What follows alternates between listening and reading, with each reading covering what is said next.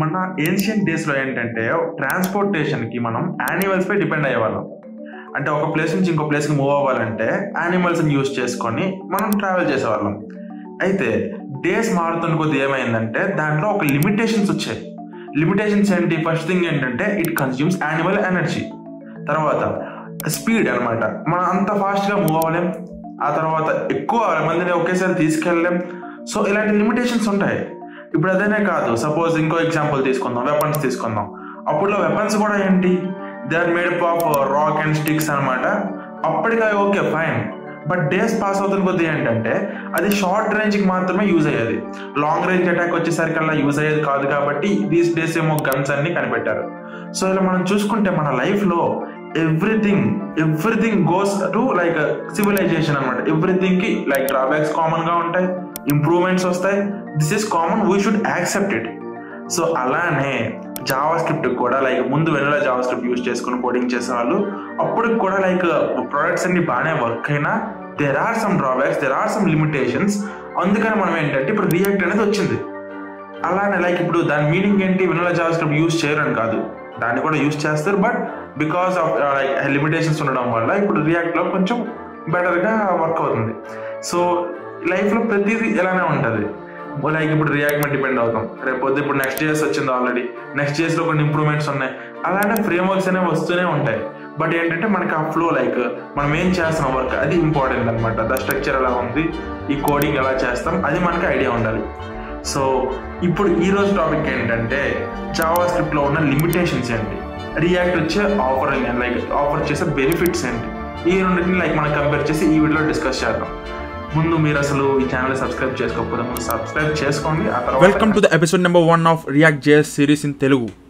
So ఇప్పుడు ఏంటంటే మనం లాస్ట్ వీడియోలో బ్రౌజర్ ఫండమెంటల్స్ కోసం చూసుకున్నాం. ఎపిసోడ్ నెంబర్ 0లో 2 పార్ట్స్ చేసుకొని బ్రౌజర్ క్యాషింగ్ అంటే ఏంటి, అసలు HTTP రిక్వెస్ట్లు అంటే ఏంటి, ట్రెడిషనల్ వెబ్సైట్స్ ఎలా వర్క్ అయ్యాయి, ప్రతిదీ మనం చూసాం.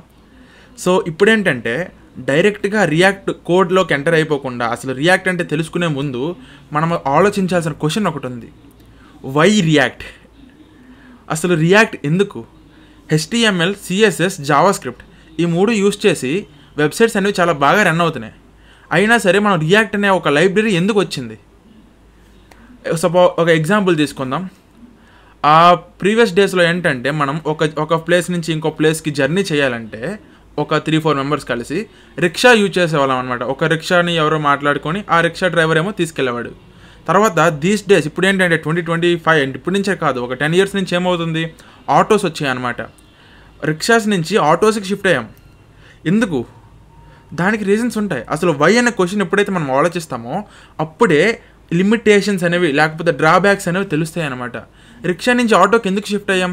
రిక్షా అనేది స్లో, అడ్జస్ట్మెంట్ కొంచెం స్కేలబుల్ కాదంటే తక్కువ ప్లేస్ ఉంటుంది.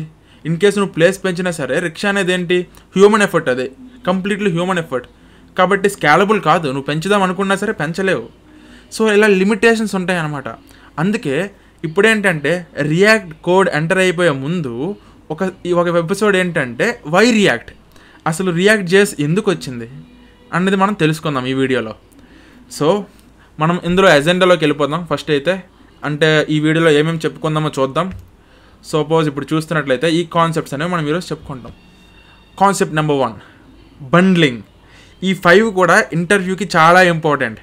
అందుకే ఫస్ట్లోనే చెప్తున్నా, ఇంటర్వ్యూలో ఈ టర్మ్స్ అన్నీ అడుగుతారనమాట. ఈ టర్మ్స్ అన్నీ మీరు గుర్తుంచుకోవాలి. The first one bundling, second one code splitting అంటే ఏంటి, third tree shaking, fourth component based architecture and fifth minification. ఈ 5 చాలా ఇంపార్టెంట్ టర్మ్స్, ఇంపార్టెంట్ కీవర్డ్స్, ఇంటర్వ్యూలో పక్కాగా అడుగుతారు. సో ఇవన్నీ తెలుసుకోవాలన్నమాట. రియాక్ట్లోకి ఎంటర్ అయ్యే ముందు మీరు ఎప్పుడైతే తెలుసుకుంటారో రియాక్ట్ నేర్చుకోవడం చాలా ఈజీ అవుతుంది. అంతేకాకుండా this is not like just building a basic project, interview ready React JS course కాబట్టి మన ఎక్స్పెక్టేషన్స్ కూడా అలానే ఉండాలి. Got it? సో ఇంకా ఎంటర్ అయిపోదాం. సో ఫస్ట్ ఆఫ్ ఆల్ మీకైతే ఇక్కడ బ్లాగ్ చూపిస్తున్నాను కదా, why React complete tutorial guide for beginners part 2. ఈ బ్లాగ్ ఏంటంటే నేను డిస్క్రిప్షన్లో లింక్ సెండ్ చేస్తాను. సో మీరు ఒకసారి ఎక్స్ప్లోర్ అయితే మీకు కొంచెం ఈజీగా ఉంటుంది. ఇప్పుడు ఏంటంటే వై రియాక్ట్ అంటే ఏంటంటే ముందు ట్రెడిషనల్ వెబ్సైట్స్ అయితే యూజ్ చేసేవాళ్ళం. Java script, HTML and CSS చాలా బాగా వర్క్ అయ్యేవి. కాకపోతే వాటికి కూడా కొన్ని లిమిటేషన్స్ ఉన్నాయి. కొన్ని డ్రాబ్యాక్స్ ఉన్నాయి. అవేంటో ఒక్కొక్కటి తెలుసుకొని దానికి రియాక్ట్ ఏం ఆఫర్ చేస్తుంది అది మనం తెలుసుకోవాలన్నమాట. So will go to the first one ఏంటంటే ఫస్ట్ కాన్సెప్ట్ ఈస్ బండ్లింగ్. అసలు బండ్లింగ్ అనేది ఏంటంటే రియాక్ట్లో మనకు ఆఫర్ చేసే ఒక ఫీచర్ అనమాట. బండ్లింగ్ అనే ఫీచర్ని రియాక్ట్ మనకి ఆఫర్ చేస్తుంది. కానీ అసలు ఈ ఫీచర్ కన్నా తెలుసుకునే ముందు ప్రాబ్లం ఏంటి అంటే దీనికి రిలేటెడ్ ప్రాబ్లం ఏంటి పాత వెబ్సైట్లో అంటే మనం ఆల్రెడీ ఫస్ట్ వీడియోలో చూసాం. ఏంటి? HTTP request, number of HTTP request. Suppose ఒక index.html ఉంది. ఇక్కడ మీకు ఒక డయాగ్రామ్తో చూపిస్తా చూడండి. ఒక index.html ఉంది. ఆ HTML ఫైల్ అనేది వచ్చేసింది నీకు రెస్పాన్స్లో. వచ్చిన తర్వాత అందులో కొన్ని CSS ఫైల్స్ లింక్ అయ్యి ఉన్నాయి, కొన్ని జావాస్క్రిప్ట్ ఫైల్స్ లింక్ అయ్యి ఉన్నాయి. ప్రతి ఫైల్కి కూడా HTML పార్సింగ్ జరిగినప్పుడు ఒక HTTP రిక్వెస్ట్ సెండ్ అవుతుంది. ఒక HTTP రిక్వెస్ట్ సెండ్ అయ్యి రెస్పాన్స్ మళ్ళీ నీకు సర్వర్కి వచ్చే లోపు కొంచెం టైం అనేది ఉంటుంది. సపోజ్ అది ఒక 250 ms అనుకోండి, లేదంటే 1/4 సెకండ్ అనమాట. ఇప్పుడు ఏంటి, ఇలాంటి 4 రిక్వెస్ట్లు సెండ్ అయితే 1 సెకండ్ అవుతుంది. అలా నెంబర్ ఆఫ్ HTTP రిక్వెస్ట్ ఎక్కువ అవుతున్న కొద్దీ నీకు టైం టేకన్ ఎక్కువైపోతుంది. ఎప్పుడైతే నీకు అన్ని రిక్వెస్ట్లు కూడా నీ హ్యాండ్లోకి వచ్చేస్తాయో, లైక్ బ్రౌజర్కి అన్ని రిక్వెస్ట్లు వచ్చేస్తాయో, రెస్పాన్స్లు అన్నీ కూడా రిక్వెస్ట్ సెండ్ అయిన తర్వాత రెస్పాన్స్ వస్తుంది కదా, అలా CSS రెస్పాన్సెస్, జావాస్క్రిప్ట్ రెస్పాన్సెస్ ఇవన్నీ ఎప్పుడైతే వచ్చేస్తాయో బ్రౌజర్ దగ్గరికి, అప్పుడే బిల్డింగ్ స్టార్ట్ అవుద్ది. బిల్డింగ్ అంటే లోడింగ్ అనమాట. అప్పుడే స్టార్ట్ అవుద్ది. సో ఈ రెస్పాన్స్ అనేది రావడం లేట్ అయితే ఆటోమేటిక్గా అప్లికేషన్ కూడా స్లోగానే ఉంటుంది. అంతే కదా. సపోజ్ ఒక index.html ఉంది నీ దగ్గర, పార్సింగ్ చేస్తున్నావు. ఫస్ట్ నీకేమో ఒక లింక్ ట్యాగ్ కనిపించింది, header.css నాకు కావాలి అని. ఏం చేస్తుంది? ఒక రిక్వెస్ట్ సెండ్ చేస్తుంది, header.css కావాలనేసి సర్వర్కి. ఇన్ యువర్ కేస్ నీ లోకల్ హోస్ట్ సర్వర్ అనమాట. అప్పుడు సర్వర్ ఏం చేస్తుంది, ఇదిగో నా header.css అనేసి ఈ ఫైల్ ఏమో ఇస్తుంది అనమాట. బ్రౌజర్ డౌన్లోడ్ చేసుకుంటుంది.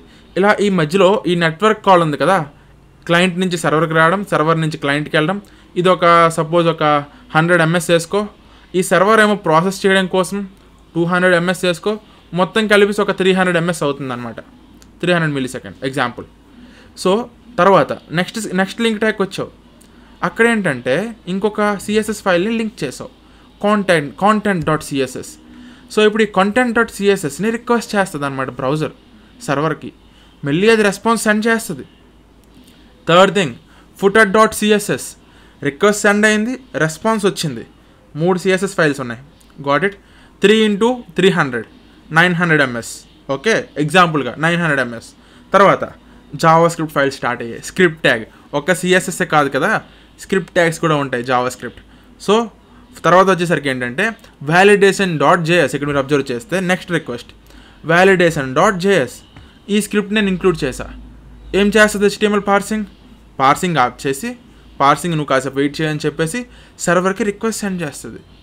సర్వర్ ఏం చేస్తుంది, ఇదిగో ఫైల్ అని చెప్పేసి రెస్పాన్స్ సెండ్ చేస్తుంది అనమాట. సో ఇక్కడ కూడా కొంచెం టైం పడుతుంది ఒక రిక్వెస్ట్కి.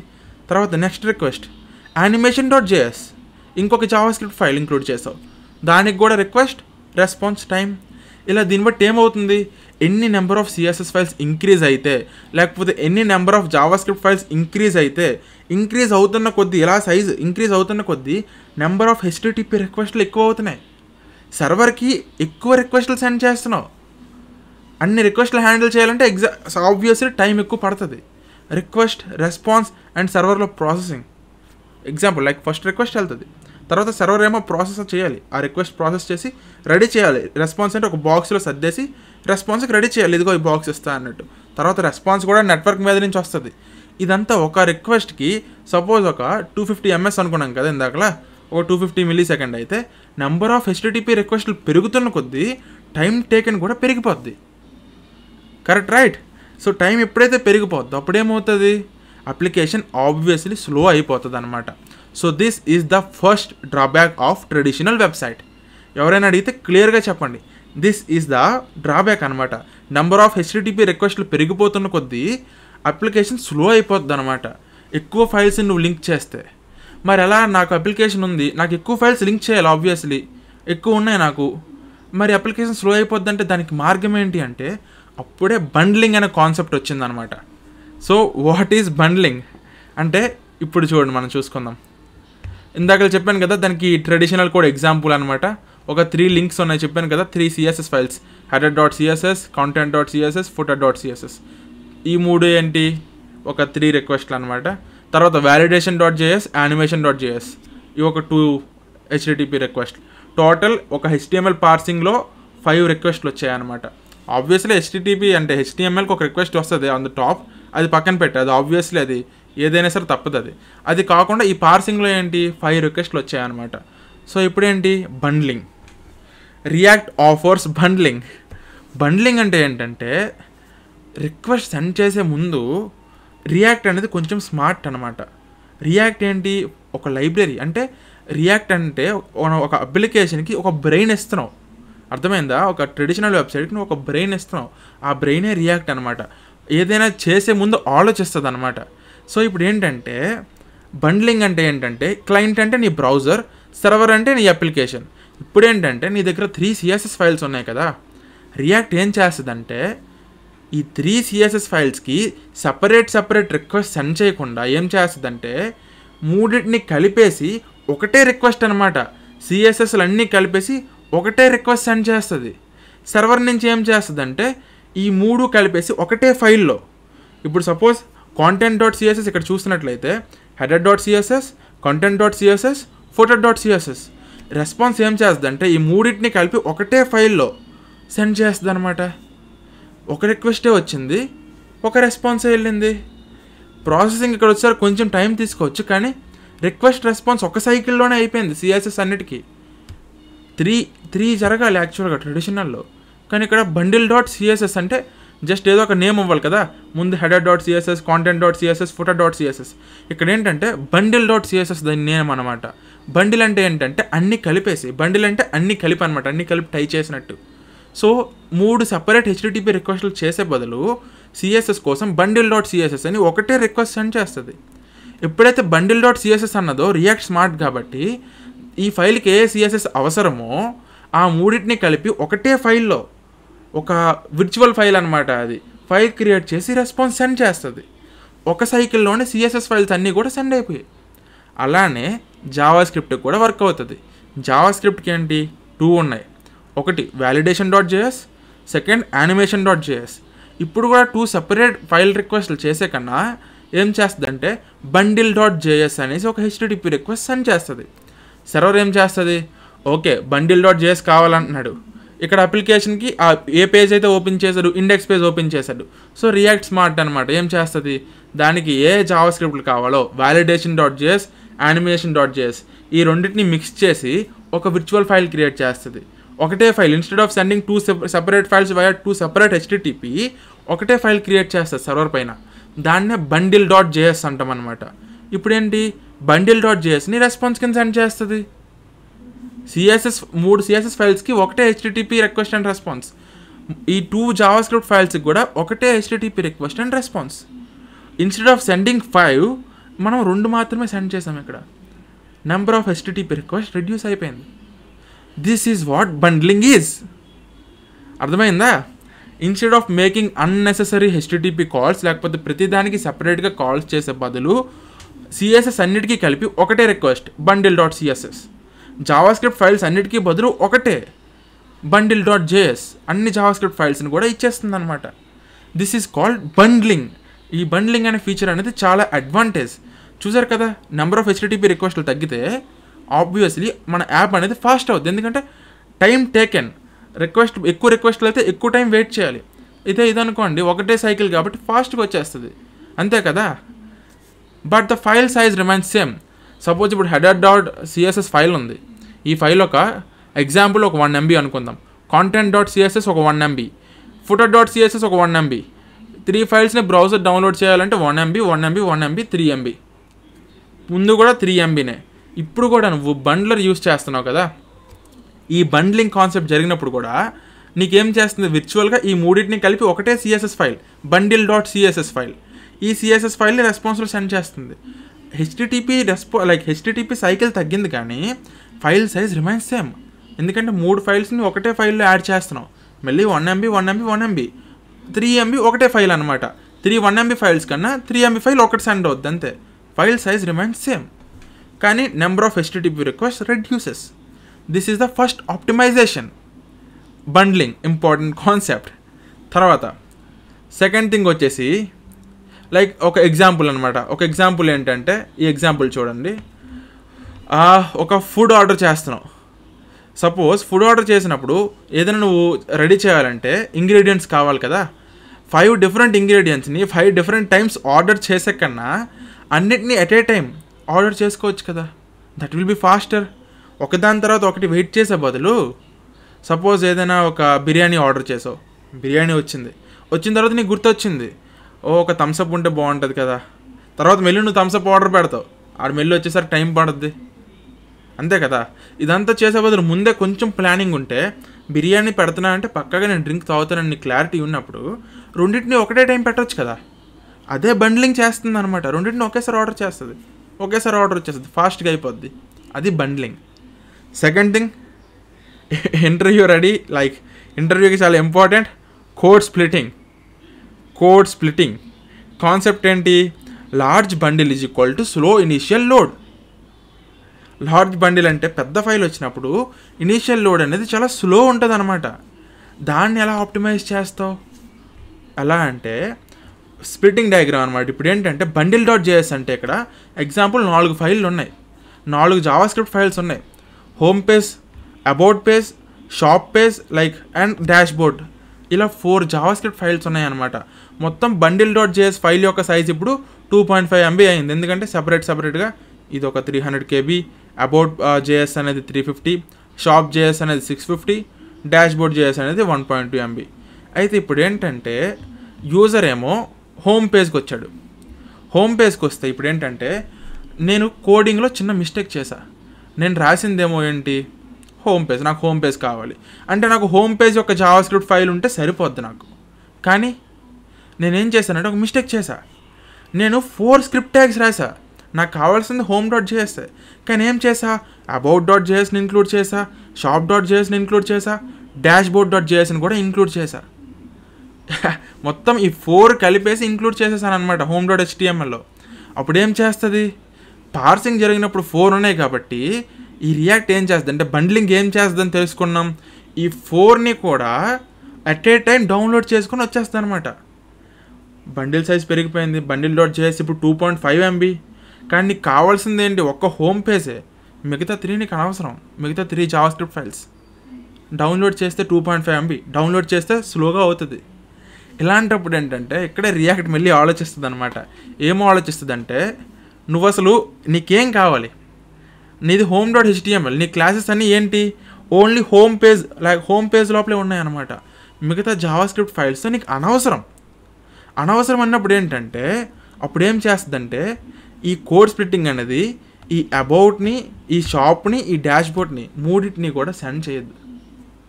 అబ్జర్వ్ చేస్తే కోడ్ స్ప్లిట్టింగ్ చేస్తే ఏమవుద్దంటే మొత్తం ఈ బండిల్ ఉంది కదా, ఈ బండిల్ అనేది రెస్పాన్స్ కింద సెండ్ అయిపోద్ది బండ్లింగ్ వల్ల. కానీ అట్ ఏ టైం డౌన్లోడ్ అవ్వకుండా ఏంటంటే ఫస్ట్ ఏమవుద్ది, నీకు main.js అంటే హోమ్ అనమాట. లైక్ ఇప్పుడు main.js అనేది ఏంటి, ఎప్పుడైనా సరే రియాక్ట్ కానీ ఏదైనా రన్ అవ్వాలంటే ఒక జావాస్క్రిప్ట్ ఫైల్ ఉండాలి on the top of everything. అది main.js. దీన్ని పక్కన పెడితే home.js ఉంది చూసారా, నీ హోమ్కి కావాల్సిన జావాస్క్రిప్ట్ ఫైల్, దీన్ని మాత్రమే ముందు డౌన్లోడ్ చేసుకుంటుంది. మిగతాది ఏంటంటే వెయిట్ చేస్తుంది. రెస్పాన్స్ దగ్గర వచ్చేసింది కానీ డౌన్లోడ్ చేయదు. డౌన్లోడ్ చేయాలంటే కొంచెం టైం పడుతుంది. అనవసరమైన డౌన్లోడ్ చేయకుండా వెయిట్ చేస్తుంది. ఎప్పుడైతే ఈ ఫైల్ నీకు అవసరం అవుతుందో, ఈ ఫైల్లో ఉన్న క్లాసెస్ కానీ ఈ ఫైల్లో ఉన్న కోడ్ కానీ నీకు అవసరం అవుతుందో అప్పుడే డౌన్లోడ్ చేస్తుంది. డౌన్లోడెడ్ వెన్ నీడెడ్, అలా అన్నమాట. సో మొత్తం బండిల్ అంతా వచ్చేసినా అంతా ఒకేసారి డౌన్లోడ్ చేయదు. డౌన్లోడ్ చేయకుండా నీ అవసరం బట్టి ఒకటి డౌన్లోడ్ చేస్తుంది. దాన్నే కోడ్ స్ప్లిట్టింగ్ అంటాం. నాకు తెలిసినంతవరకు కోడ్ స్ప్లిట్టింగ్ ఏంటంటే మ్యాక్సిమం రియాక్ట్ రిలేటెడ్ కంటెంట్ అనమాట. కాబట్టి మీరు ప్రెజెంట్ అయితే అంత దీని మీద స్ట్రెస్ తీసుకోవద్దు. బండ్లింగ్ అనేది ఇంపార్టెంట్ కాన్సెప్ట్, అది గుర్తుపెట్టుకో. కోడ్ స్ప్లిట్టింగ్ అనేది ఏంటంటే మనం లేటర్ వీడియోస్లో మళ్ళీ దీనికోసం సెపరేట్ వీడియో చేసి చూపిస్తా. ఎందుకంటే కోడ్ స్ప్లిట్టింగ్కి నువ్వు ట్రెడిషనల్ వెబ్సైట్తో కంపేర్ చేయలేవు. దిస్ ఈజ్ కంప్లీట్లీ రియాక్ట్ అనమాట. లైక్ రియాక్ట్లోనే ఉంటుంది కోడ్ స్ప్లిట్టింగ్ అనేది. స్టార్టింగ్ పాయింట్ కూడా రియాక్టే. కాసేపు దీన్ని పక్కన పెట్టే, కోడ్ స్ప్లిట్టింగ్ పక్కన పెట్టే, బేసిక్గా అర్థమైతే చాలు అనమాట. ఇదంతా నీకు లేజీ లోడింగ్, ఇదంతా రియాక్ట్ కోడ్ కాబట్టి నేను ఇప్పుడు చెప్పాలనుకోవట్లేదు, దీనికోసం సపరేట్ వీడియో చేస్తాను. సో ఇది పక్కన పెట్టే. Next important thing, tree shaking. Tree shaking, the third important point, tree shaking. ఇంటర్వ్యూలో నీకు ట్రీ షేకింగ్ అంటే ఏంటంటే, స్ట్రెస్ తీసుకోకు, పేరులోనే ఉంది. ట్రీ షేకింగ్ అంటే ఏంటంటే, సపోజ్ ఒక ఏదైనా మామిడి చెట్టు ఉంది, ఎగ్జాంపుల్ మ్యాంగో ట్రీ. నువ్వు మ్యాంగో ట్రీ చూసుకుంటే లీవ్స్ ఉంటాయి, ఫ్రూట్స్ ఉంటాయి, ఫ్రూట్స్లో కాయలు ఉంటాయి, పళ్ళు ఉంటాయి. అయితే ఇప్పుడు ఏంటి, కాయలు అనేవి స్టిల్ ఇన్ ప్రాసెస్ అనమాట. పళ్ళు ఏవైతే ఉన్నాయో దాని లైఫ్ టైం ఇంకా అయిపోయినట్టే, అర్థమైందా? తర్వాత కుళ్ళిపోతాయి తప్ప ఇంకా దానివల్ల యూజ్ ఏమి ఉండదు. సో అలాంటి టైంలో నువ్వు మామిడి చెట్టుని గట్టిగా ఊపితే కాయలు కాదు పళ్ళు పడతాయి అనమాట ఫస్ట్. అర్థమైందా? యూజ్లెస్ది పడిపోద్ది. యూజ్లెస్ అంటే మనకి యూజ్ఫుల్, ట్రీకి కాదు కదా. అర్థమైందా?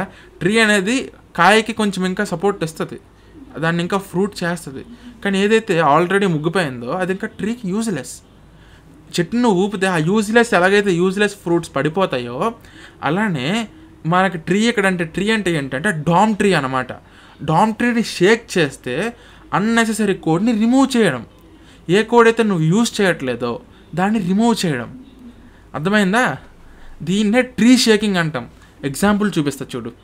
సపోజ్ నువ్వు ఒక క్యాలిక్యులేటర్ యాప్ తయారు చేస్తున్నావు. ఒక క్యాలిక్యులేటర్ యాప్ తయారు చేస్తూ ఒక జావా స్క్రిప్ట్ ఫైల్ రాసావు అనమాట. ఆ జావా స్క్రిప్ట్ ఫైల్స్లో 4 ఫంక్షన్స్ ఉన్నాయి. ఒకటి ఫంక్షన్ యాడ్ అనేసి, సెకండ్ ఇంకో ఫంక్షన్ రాసావు సబ్స్ట్రాక్ట్ అనే ఫంక్షన్, తర్వాత మల్టిప్లై అనే ఫంక్షన్ రాసావు, తర్వాత డివైడ్ అనే ఫంక్షన్ రాసావు. ఇప్పుడు ఏంటంటే 4 ఫంక్షన్స్ జావా స్క్రిప్ట్లో రాసి ఈ జావా స్క్రిప్ట్ ట్యాగ్నేమో నువ్వు ఇంక్లూడ్ చేస్తున్నావు నీ HTMLలో. కానీ ఇక్కడ ట్విస్ట్ ఏంటంటే, నీ క్యాలిక్యులేటర్లో నువ్వు 4 ఫంక్షన్స్ రాసినా కూడా నీ క్యాలిక్యులేటర్లో నువ్వు 2 ఫంక్షన్సే యూజ్ చేస్తున్నావు అనుకో.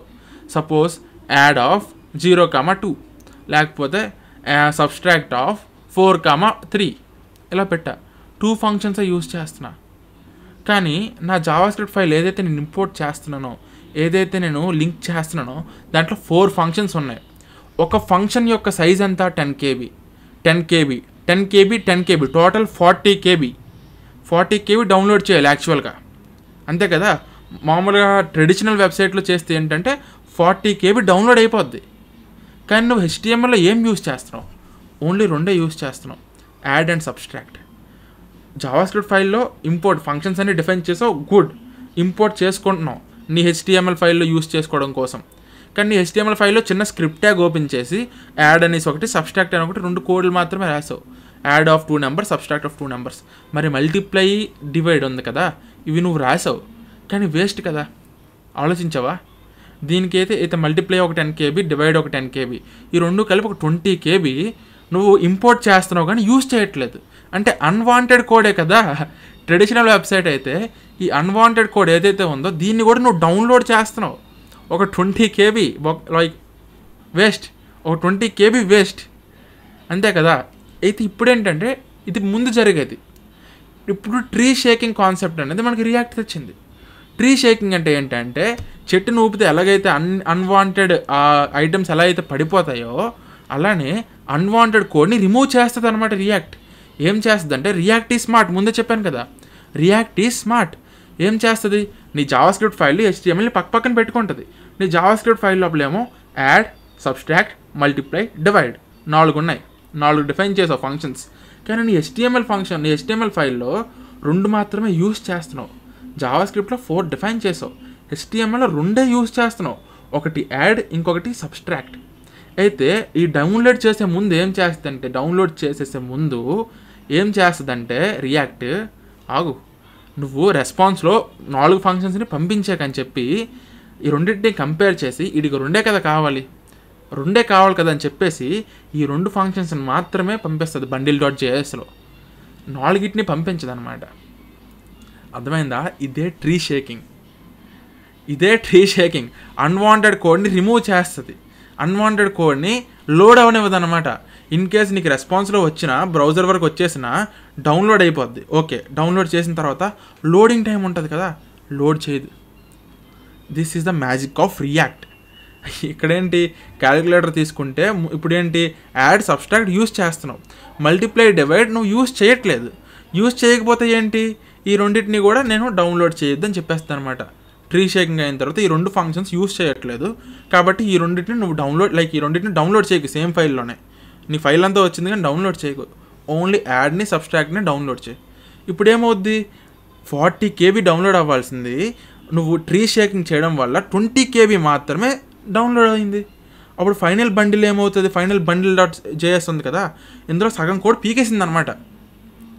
అర్థమైందా? బండిల్ డాట్ జేఎస్లో ముందేంటి, బండిల్ డాట్ జేఎస్లో 4 ఉన్నాయి, యాడ్, సబ్స్ట్రాక్ట్, మల్టిప్లై, డివైడ్. 2 తీసేసావు వాడట్లేదని. ఇప్పుడు నీ బండిల్ డాట్ జేఎస్ ఫైల్ ఏమో సగం అయిపోయింది. ఇన్స్టెడ్ ఆఫ్ 40 KB అది ఇప్పుడు 20 KB, అంటే 50% తగ్గిపోయింది అనమాట. సో అన్వాంటెడ్ కోడ్ని రిమూవ్ చేసేస్తే ఇలానే తగ్గిపోతే బండిల్ డాట్ జేఎస్ సైజ్ ఎప్పుడైతే తగ్గిందో, ఫైల్ సైజ్ ఎప్పుడైతే తగ్గిందో, డౌన్లోడ్ చాలా ఫాస్ట్గా అవుతుంది. డౌన్లోడ్ ఫాస్ట్గా అయితే లోడింగ్ ఫాస్ట్గా అవుతుంది, యూజర్ ఎక్స్పీరియన్స్ బాగుంటుంది. This is tree shaking. ఒక కోడింగ్ ఎగ్జాంపుల్ చూస్తే చూడండి. ఇక్కడ ఏంటంటే ఇంపోర్ట్ ఆల్ ఫ్రమ్ క్యాలిక్యులేటర్ అన్న, అంటే క్యాలిక్యులేటర్ అనే ఈ జావాస్క్రిప్ట్ ఫైల్ ఏదైతే ఉందో అన్నిటిని ఇంపోర్ట్ చేసా అని చెప్తున్నా. కానీ నేనేం చేస్తున్నా అంటే నా స్ట్రింగ్ ఒక స్క్రిప్ట్ ట్యాగ్ ఓపెన్ చేసి result1 is equal to calculator.add 5,3, ఇంకొక result2లో calculator.subtract 10,4, ఇలా 2 ఫంక్షన్స్ యూస్ చేశా. కానీ నా జావాస్క్రిప్ట్ ఫైల్ ఏదైతే ఉందో దాంట్లో అన్నీ ఉన్నాయి. అయితే ఇప్పుడు ఈ కోడ్ నువ్వు ఇలానే రాస్తావు. సపోజ్ నువ్వు ఇలానే రాసావు అనుకో, అయినా సరే నువ్వు అన్నిటిని ఇంపోర్ట్ చేయమని చెప్పినా సరే రియాక్ట్ ఏం చేస్తుందంటే అన్నిటిని ఇంపోర్ట్ చేయదు, ఈ ఫైల్ చదువుతుంది అనమాట. ఫస్ట్ ఈ ఫైల్ చదివి ఈ క్యాలిక్యులేటర్లో యాడ్ను సబ్స్ట్రాక్ట్ ఈ 2 వాడుతున్నాడు. కాబట్టి అన్నిటినీ నువ్వు పెట్టకూడదు, బండిల్ డాట్ చేసి అన్నిటిని సెండ్ చేయొద్దు అని చెప్పి ఏం చెప్తుందంటే కోడ్ని మార్చేస్తుంది అనమాట నీకు తెలియకుండానే. ఎలా మారుస్తుంది, ఇంపోర్ట్ స్టార్ బదులు ఇంపోర్ట్ యాడ్ సబ్స్ట్రాక్ట్ ఈ రెండింటినే ఇంపోర్ట్ చేయని చెప్తుంది అనమాట. అప్పుడేమవుద్ది, ఏవైతే 2 యూజ్ చేయట్లేదో మల్టిప్లై అండ్ డివైడ్ ఈ 2 కూడా డౌన్లోడ్ అవ్వవు. లైక్ డౌన్లోడ్ కాదు, అసలు రెస్పాన్స్లోనే ఉండవు. ఈ బండిల్ డాట్ జేఎస్ ఏదైతే డెవలప్ అవుతుందో, డెవలప్ అయ్యి రెస్పాన్స్ సెండ్ అవుతుంది, ఆ సెండ్ అయ్యే ముందు, అర్థమైందా, రెస్పాన్స్ సెండ్ అవ్వడానికి ముందు ఇది జరుగుద్ది అనమాట. ఈ ఫిల్టరింగ్ అనేది, ట్రీ షేకింగ్ అనేది. ఇక్కడ అన్వాంటెడ్ కోడ్ అంతా రిమూవ్ చేసేస్తున్నాం, హాఫ్ సైజ్ అయిపోయింది. అప్పుడు ఫైల్ సైజ్ తగ్గిపోగానే easy download, fast loading. This is what happens tree shaking అంటే. అది 3rd point. Next coming to the 4th point. ఇప్పుడు ఏంటంటే ఈ వీడియోలో మనం మ్యాక్సిమం VS కోడ్ యూస్ చేయట్లేదు, ఎందుకంటే ఇవన్నీ చిన్న థియరీ కాన్సెప్ట్స్ అనమాట. But most important concepts in interview point of view. అస్సలు స్కిప్ చేయొద్దు, కంటిన్యూగా వినండి. ద 4th పాయింట్ వచ్చేసరికి component based reusability. Component based reusability అంటే సింపుల్గా పెద్ద స్ట్రెస్ అవ్వద్దు. ఇక్కడ ఏంటంటే మనం ముందు ఏం చేసేవాళ్ళం, సపోజ్ నీకు ఒక వెబ్సైట్ ఉంటే బటన్స్ ఉంటాయి, హోమ్ బటన్ అనేసి, అబౌట్ బటన్, కాంటాక్ట్ బటన్, అన్ని బటన్స్ ఉంటాయి. నావ్ బార్లో చూసుకుంటే అబౌట్, కాంటాక్ట్, లేకపోతే మై పోర్ట్ఫోలియో, సంథింగ్ చాలా బటన్స్ ఉంటాయి నావ్ బార్లో. ఇప్పుడు ఏంటంటే ప్రతి బటన్కి కూడా ట్రెడిషనల్ వెబ్సైట్లో ఇలా రాసేవాళ్ళు, div class name button sign up, దానికి మళ్ళీ సెకండ్ బటన్కి మళ్ళీ డివ్ క్లాస్ నేమ్ లోపల లాగిన్, మళ్ళీ డివ్ క్లాస్ నేమ్ సబ్మిట్.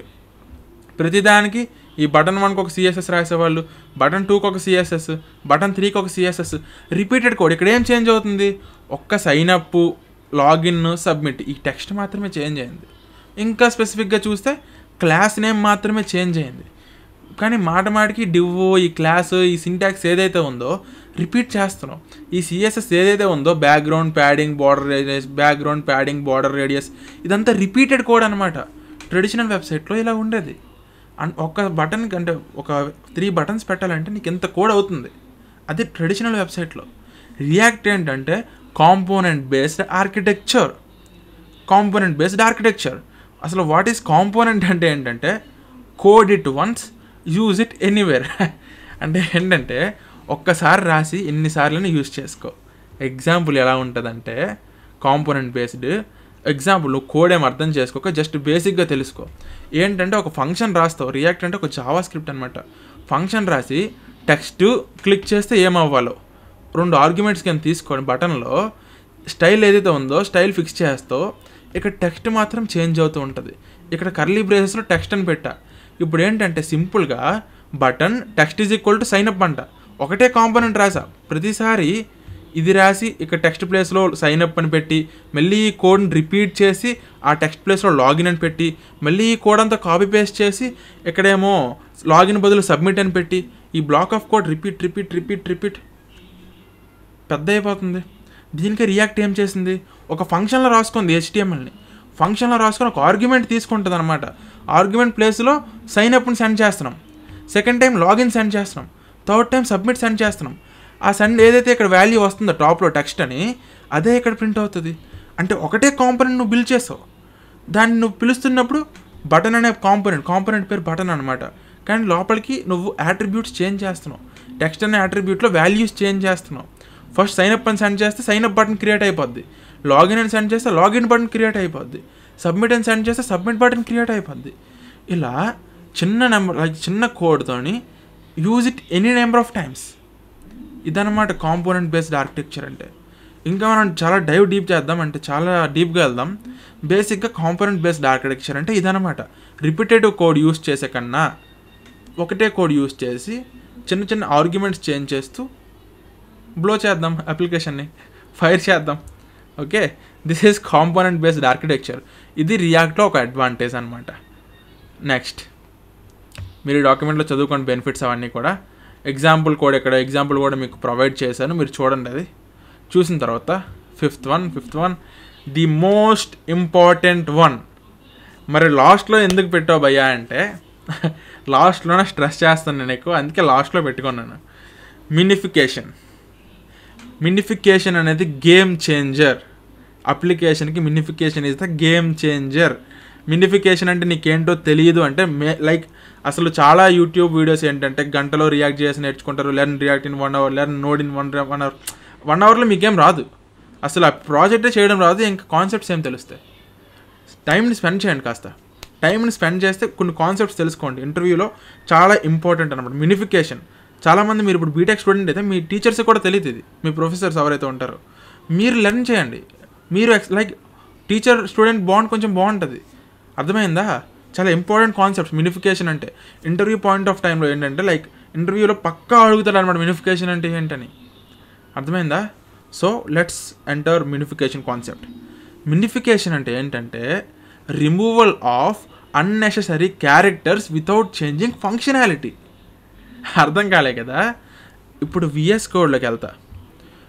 కోడ్లోకి వెళ్తే ఇప్పుడు ఏంటంటే ఈ ఫైల్ ఏంటి 17 lines ఉంది. 17 lines ఉందంటే ఎగ్జాంపుల్ ఇదంతా ఒక 100 KB అనుకో దీని సైజ్. ఈ ఫైల్ సైజ్ ఒక 100 KB అనుకో. నెంబర్ ఆఫ్ లైన్స్ తగ్గించేస్తే, నెంబర్ ఆఫ్ క్యారెక్టర్స్ తగ్గించేస్తే ఫైల్ సైజ్ తగ్గుద్ది కదా కాస్త, అంతేనా కాదా? సపోజ్ ఇప్పుడు నేను ఇక్కడ కామెంట్స్ యాడ్ చేస్తాను, నాకు అర్థం కావట్లేదు కాబట్టి ఇక్కడ కామెంట్స్ అలాగే యాడ్ చేస్తాను. ఏంటంటే సపోజ్ అంటే ఇది కామెంట్ ఇది కాదులేండి, ఏం చేద్దామంటే సపోజ్ ఇక్కడ ఇంపోర్ట్ జావా స్క్రిప్ట్ అని పెట్టేసి దీన్ని ఇక్కడ కామెంట్ చేస్తున్నా. తర్వాత ఇంపోర్ట్ CSS ఫైల్స్ అని పెట్టేసి దీన్ని ఇక్కడ కామెంట్ చేస్తున్నా. ఆ తర్వాత నా HTML ఫైల్స్ ఇలా CSS ఫైల్స్ ఏవైతే ఉన్నాయో ఇక్కడ కూడా ఇలా ఉన్నాయన్నమాట. ఇప్పుడు ఏంటంటే మినిఫికేషన్ అంటే ఏంటంటే removal of unnecessary spaces and unnecessary comments. ఇప్పుడు మీరు ఇక్కడ యాడ్ చేసే కామెంట్స్ ఏవైతే ఉన్నాయో ఇవి మనకు అర్థం కావడానికి, మెషిన్కి అర్థం అవ్వాల్సిన అవసరం లేదు. మెషిన్ అసలు ఇగ్నోర్ చేస్తుంది. నువ్వు అది కామెంట్గా పెట్టావంటే అసలు మెషిన్ దాన్ని చదవదు, మెషిన్కి అనవసరం. మినిఫికేషన్ అంటే ఏంటంటే బండిల్ ప్రిపేర్ చేస్తుంది కదా, బండిల్ ప్రిపేర్ చేసినప్పుడు కామెంట్స్ని, స్పేసెస్ని, వైట్ స్పేసెస్ని, అన్యూజ్డ్ స్పేసెస్ అన్నిటిని రిమూవ్ చేస్తుంది అనమాట. అంటే ఇప్పుడు ఎగ్జాంపుల్ ఏంటంటే ఇది ఎలా అయిపోద్ది అంటే ఇది ఈ మెటా అనేది ఇక్కడికి వెళ్ళిపోద్ది, ఈ స్పేసెస్ అన్నీ రిమూవ్ అయిపోతాయి. ఇంకా ఇవి పైథాన్ కాదు కదా ఇంటెంటేషన్ ఫాలో అవ్వడానికి. కామెంట్ అయితే కామెంట్ రిమూవ్ అయిపోద్ది, ఇలా రిమూవ్ అయిపోద్ది, ఇంకా మెషిన్కి అనవసరం అది. ఇలా స్పేసెస్ ఏవైతే ఉన్నాయో ఈ స్పేసెస్ అన్నీ రిమూవ్ అయిపోతాయి. ఇవన్నీ రిమూవ్ అయిపోవడం వల్ల ఏంటి, ఈ స్పేసెస్ రిమూవ్ అవ్వడం వల్ల ఫైల్ సైజ్ తగ్గిపోద్ది, కామెంట్స్ రిమూవ్ అవ్వడం వల్ల ఫైల్ సైజ్ తగ్గిపోద్ది. ఇలా ఎప్పుడైతే క్యారెక్టర్స్ అన్నెసరీ క్యారెక్టర్స్ ఎప్పుడైతే రిమూవ్ చేస్తున్నావో ఫైల్ సైజ్ డిక్రీస్ అవుద్ది. డౌన్లోడ్ అవ్వడం చాలా రెస్పాన్స్ ఈజీగా వస్తుంది, ఫాస్ట్గా. డౌన్లోడ్ కూడా చాలా ఫాస్ట్గా అయిపోద్ది, లోడింగ్ ఫాస్ట్గా అవుతుంది. డెఫినెట్లీ ఇట్ హెల్ప్స్ కదా. This is what minification is. Minification అంటే ఏంటో చూడు. మినిఫికేషన్ అనేది HTML, CSS and JavaScript అన్నింటిలో అవుతాయి అన్నమాట. ఇప్పుడు ఒక జావా స్క్రిప్ట్ ఎగ్జాంపుల్ తీసుకుంటే ఒక ఫంక్షన్ ఉంది. ఈ ఫంక్షన్కి కామెంట్స్ ఉన్నాయి. ఇక్కడ చూడు, validation.js అని ఒక కామెంట్ ఉంది. ఇప్పుడు function validate email of email, ఇక్కడ ఒక కామెంట్ యాడ్ చేసావు, check if email contains @ just comment మనిషికి అర్థం కావడం కోసం. తర్వాత ఒక return statement, email dot index of @ greater than -1. Some validation అవుతుంది ఇక్కడ. ఈ కోడ్ నువ్వు అర్థం చేసుకోవాల్సిన అవసరం లేదు. ఇక్కడ నువ్వేం అర్థం చేసుకోవాలంటే అసలు ఏం జరుగుతుంది ఇక్కడ. ఇప్పుడు ఈ ఫైల్ ఏదైతే ఉందో నేను దీన్ని VS కోడ్లో కాపీ చేస్తా. VS కోడ్లో కాపీ చేసి నా జావా స్క్రిప్ట్ ఉంది కదా, x.js ఉందో పేస్ట్ చేస్తున్నా. పేస్ట్ చేస్తే ఇప్పుడు మినిఫికేషన్ ఏదైతే ఉందో, మినిఫికేషన్కి అసలు ఎగ్జాంపుల్ లైక్ మినిఫికేషన్ ఏదైతే ఉందో దానికి ఒక రూల్ ఉందన్నమాట. దాని డెఫినేషన్ ఏంటంటే removal of unnecessary code without changing it's functionality change అవ్వకూడదు. ఎగ్జాంపుల్ ఇప్పుడు ఏంటంటే కామెంట్ రిమూవ్ చేసే, నువ్వు రిమూవ్ చేయక్కర్లే, రియాక్ట్ రిమూవ్ చేస్తుంది. తర్వాత ఈ కామెంట్ కూడా రిమూవ్ చేసే, కామెంట్స్ అన్నీ రిమూవ్ అయిపోయాయి. తర్వాత అన్నెసరీ స్పేసెస్, ఇక్కడ చూస్తే ఇక్కడ స్పేస్ ఉంది, అనవసరం. ఈ రిటర్న్కి ఎందుకు, ఇదేం పైథాన్ ఇండెంటేషన్ అవసరం లేదు. తర్వాత ఇక్కడ కూడా గో బ్యాక్, స్పేసెస్ అని రిమూవ్ చేసేసా. ఇక్కడ కూడా greater than less than symbol remove unnecessary spaces remove చేస్తే ఎలా కనిపిస్తుంది, ఇప్పుడు ఇలా కనిపిస్తుంది అనమాట. చూడు, function validate email return e.index of ఇదనమాట. సో ఏం చేసామంటే ఇక్కడ మనం స్పేసెస్ని, అన్వాంటెడ్ క్యారెక్టర్స్ని, అంతేకాకుండా కామెంట్స్ని రిమూవ్ చేసాం. రిమూవ్ చేయడం వల్ల సైజ్ తగ్గిపోతే, ఫైల్ సైజ్ తగ్గిపోతే డౌన్లోడ్ ఫాస్ట్, లోడింగ్ ఫాస్ట్. అర్థమైందా? This is called minification. అయితే ఇక్కడ చాలామంది చేసే బిగ్గెస్ట్ మిస్టేక్ ఏంటంటే removal of unnecessary characters, unnecessary white spaces అనమాట. అన్నెసెసరీ అన్నాం, నెససరీవి తీసేయకూడదు. ఎగ్జాంపుల్ ఇక్కడ ఏంటంటే ఫంక్షన్ అండ్ వ్యాలిడేట్ ఈమెయిల్ మధ్యలో స్పేస్ ఉంది కదన్నా, దీన్ని నేను రిమూవ్ చేస్తాను అంటావు. రిమూవ్ చేసేస్తే ఫంక్షనాలిటీ డిస్టర్బ్ అయిపోద్ది. అసలు ఇది ఫంక్షన్ అంటే సింటాక్స్ అంటే పక్కాగా ఫంక్షన్కి వ్యాలిడేట్ ఈమెయిల్కి స్పేస్ ఉండాలి. స్పేస్ లేకపోతే అవ్వదన్నమాట. ఆ స్పేస్ నువ్వు రిమూవ్ చేస్తే ఫంక్షనాలిటీ డిస్టర్బ్ అవుతుంది. ఇలా రిమూవ్ చేస్తే చూడు కలర్ మారిపోయింది VS కోడ్. అదేంటి అసలు ఫంక్షన్ అని ఇంకా కన్సిడర్ చేయదు, అది ఫంక్షనాలిటీ డిస్టర్బ్ అవుతుంది అనమాట. సో మినిఫికేషన్ అంటే ఏంటంటే without changing functionality, important point, keep it on the top. Without changing functionality, removal of unwanted characters, unwanted comments is called minification. Got it?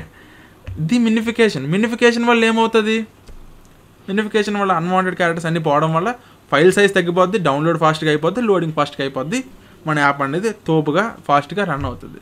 So diagram, before minification white spaces ఉంటాయి, comments ఉంటాయి, long variable names, నీకు అర్థం అవడం కోసం పెద్ద variable names పెట్టుకుంటావేమో నువ్వు.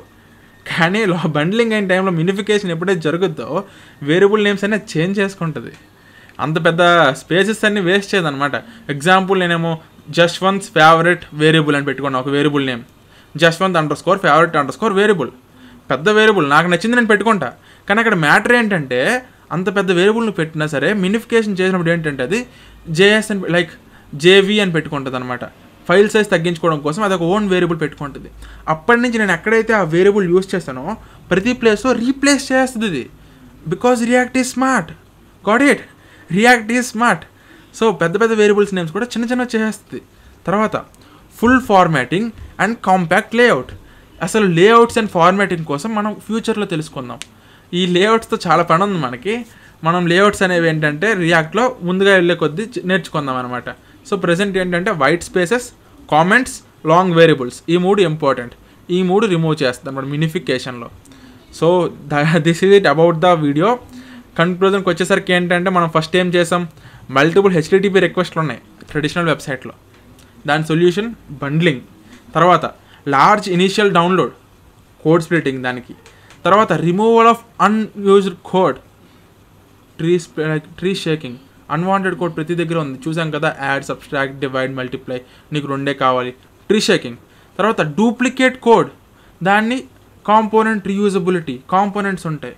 తర్వాత the fifth one most important one, టేబుల్లో నేను రాయలేదు మర్చిపోయాను కానీ, minification. Important one is minification. ఆ మినిఫికేషన్ అంటే ఇప్పుడు స్పేసెస్, కామెంట్స్ అన్నీ ఉంటాయి. ఇది ట్రెడిషనల్ వెబ్సైట్లో అన్నీ ఉంటాయి. రియాక్ట్ ఏం చేస్తుంది, అన్నిటిని పీకేస్తుంది. లాంగ్ వేరియబుల్ నేమ్స్ని షార్ట్ వేరియబుల్ నేమ్ చేస్తుంది అనమాట. కామెంట్స్ రిమూవ్ చేస్తుంది, ఫైల్ సైజ్ డిక్రీజ్ చేస్తుంది. Minification most important like keyword. ఇదనమాట కన్క్లూజన్. Why React? అర్థమైంది కదా. రియాక్ట్ని డైరెక్ట్గా బ్లైండ్గా ఎలా కోడ్ చేసే బదులు ఏంటంటే అసలు రియాక్ట్ ఎందుకు యూస్ చేస్తున్నాం అర్థమైందా. ట్రెడిషనల్ వెబ్సైట్లో 5 మేజర్ ప్రాబ్లమ్స్ చూసాం మనం. 5 మేజర్ ప్రాబ్లమ్స్ ఉన్నాయి కాబట్టే రియాక్ట్ అనేది కనిపెట్టారు. లేకపోతే ఎందుకు టైం వేస్ట్ చెప్పండి. అసలు రియాక్ట్ వచ్చింది ఎందుకు వచ్చింది? రియాక్ట్ అంటారు React is optimization, like optimize చేస్తుంది, చాలా బెటర్. ఎందుకు బెటర్? నీకు తెలియాలి కదా ఎందుకు బెటర్. తెలియకుండా నువ్వు డైరెక్ట్గా కోడింగ్ చేస్తే ఇంకెందుకు? ఇంజనీర్ కాదు నువ్వు అప్పుడు. జస్ట్ ఏదో డాక్యుమెంట్ చేసి 2 ఫంక్షన్లు రాస్తే నువ్వు ఇంజనీర్ కాదు ఇంకా. Think okay. సో ఇంది అనమాట concept. Why React, what are the limitations of traditional websites. ఈ బ్లాగ్ అనేది నేను మీకు పిన్ చేస్తాను డిస్క్రిప్షన్లో. సో చదువుకోండి. ఇంకా అది మనం ఒకసారి లాస్ట్లో చూసుకుంటే ఇక్కడ ఏంటంటే ఈ కాన్సెప్ట్స్ అనేవి మనం క్లియర్ చేసాం. Bundling, code splitting, tree shaking, component architecture and minification. ఈ 5 అనేది రియాక్ట్ మనకి ఆఫర్ చేసే ఆప్టిమైజేషన్ టెక్నిక్స్. ట్రెడిషనల్ వెబ్సైట్స్లో ఈ 5 ఉండవు. రియాక్ట్ అనేది మనకి ఈ 5ని ఆపర్చునిటీస్ ఇస్తుంది అనమాట. ఈ 5 ఆప్టిమైజేషన్ మనకి ఇస్తుంది React. That is why we choose React. అందుకే రియాక్ట్ ఇన్స్టాల్ చేస్తాం, రియాక్ట్లో కోడ్ చేస్తాం నెక్స్ట్ వీడియో నుంచి.